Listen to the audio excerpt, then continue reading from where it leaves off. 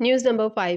وزیر خارجہ شاہ محمود قریشی طالبان حکومت کے ساتھ رابطے کرنے کے لیے اعلیٰ سطح کے وفد کے ہمراہ افغانستان کے دارالحکومت کابل پہنچ گئے۔ اس ضمن میں کابل میں پاکستانی سفارت خانے سے جاری تصویر میں شاہ محمود قریشی کو افغان عبوری وزیر خارجہ امیر خان متقی سے مصافحہ کرتے ہوئے دیکھا جا سکتا ہے۔ ساتھ تصویر کے پس منظر میں وفد میں شامل دیگر عہدیداروں کے ہمراہ انٹر سروسز انٹیلیجنس ایجنسی کے سربراہ لیفٹیننٹ جنرل فیض حمید بھی طیارے سے اترتے ہوئے نظر آئے۔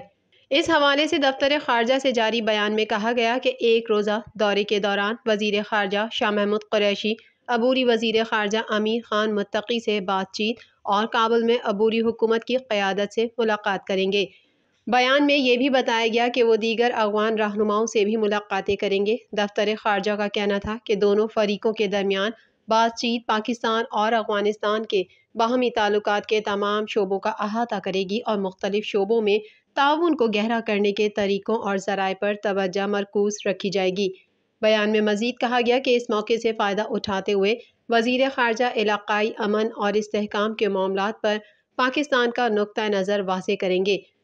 دفتر خارجہ نے کہا کہ قریبی برادرانہ ہمسایہ ہونے کی حیثیت سے پاکستان ہمیشہ افغانستان کے ساتھ کھڑا ہوا ہے۔ اس سلسلے میں متعدد اقدامات کا ذکر کیا گیا، جس میں سرحدی گزرگاہیں کھلی رکھنا، افغان شہریوں کے لیے ویزا سہولت کاری کا ادارہ اور خوراک و ادویات کی صورت میں انسانی امداد کی فراہمی شامل ہیں۔